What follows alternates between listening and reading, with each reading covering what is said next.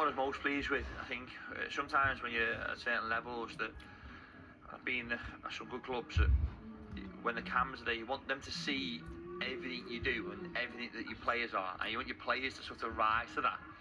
And I felt today they did. I thought they rose to every aspect of the game. And it's, as I said before, we want Salford to be a football club. So I still have idiot players like Kelly and Marvian just trying to wind me up. I do think that we want to be a football club, but we're only a few years older within the EFL. We're not that old. We want people to see us. We want people to know who we are. And I think in moments like today, we'll certainly give the opportunity to challenge. And also, not just within our league, but challenge, get players in January and get more bums on seats to make this football club grow. Some great results, but you've kept a clean sheet against League One's top goal scorers. It's not bad. No, yeah, it's something that we can take real confidence from. The manager mentioned that at the end of the game. He didn't want to mention that before. But yeah, the boys stuck at it tonight. We were really aggressive in every duel. So yeah, we're really pleased and we're looking forward to Tuesday night. Hard luck tonight, conceding 4 goals. Where do you start to unpack a performance like that? From our point of view, nowhere near good enough turned up. First 20 minutes, slow, boring, no tempo, no desire. I think, for as bad as we were, you have to give them credit. They were very good, bright, wanted to play. Too many of that sulking. Pitch isn't good enough. I heard him speaking after the warm-up.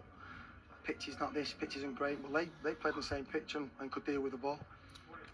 For us, yeah, nowhere near good enough. Well, the second round draw actually meant that at least 2 non-league sides are guaranteed to be in the hat for the third round. A big prize at stake then for National League South pair Chelmsford City and Weston-super-Mare today, isn't it, Sarah Mulkerrins? Good afternoon. Oh, it certainly is, Kelly. This is what the FA Cup is all about, isn't it? You know, we have got 2 six-tier teams with a huge prize on offer to make the third round of the FA Cup. There is going to be so much riding on this match here. It's sold out, huge anticipation ahead of it. The home allocation, that's sold out in 9 minutes. They're expecting a record crowd of more than 3,500 people here to see this. For the visitors, Weston-super-Mare, they have never made the third round. This is just their second appearance in the second round, and it comes 22 years to the day since their first appearance in the second round. Now, they both play in National League South. Weston-super-Mare, they are doing a little bit better. They're on a good run at the moment. They're third on the table, so they're 12 places above today's opponents. But so many people here today, Kelly, have been telling me that form goes out the window on days like this, and there is also history for Chelmsford City if they can make it through. They got to the fourth round in the 30s. The last time they got to the third round was back in the early 70s, so it's a huge occasion here. And I spoke to their boss, Angelo Harrop, about the occasion and what his team can do here today. Angelo, how big of a day is this for the club?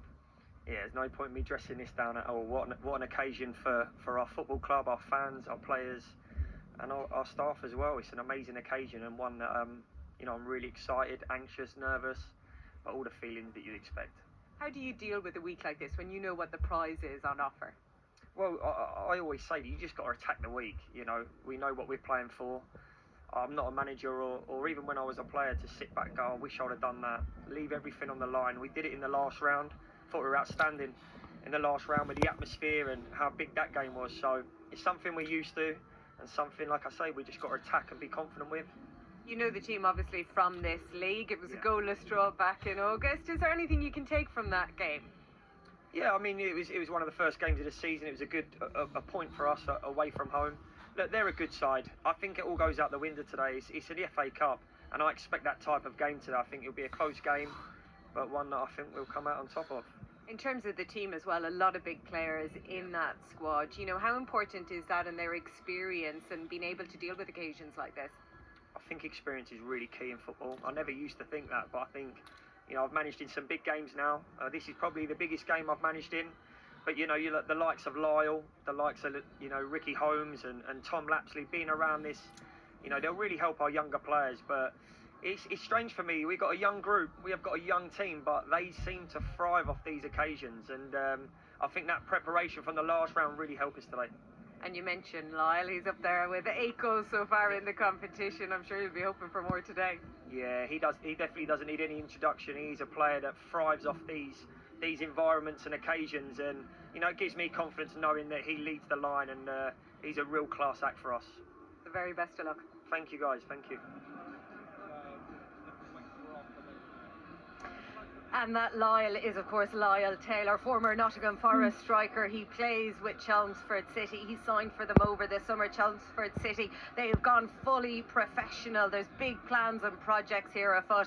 Lyle Taylor is currently joint top scorer in the FA Cup this season with 8 goals. He can take that record outright today if he scores again. So we will see. It's going to be good regardless, Kelly, isn't it? I certainly hope so. Yes, 39 places separate League 2 Cheltenham Town and National League North Buxton. Now, the visitors last reached the third round back in 1950.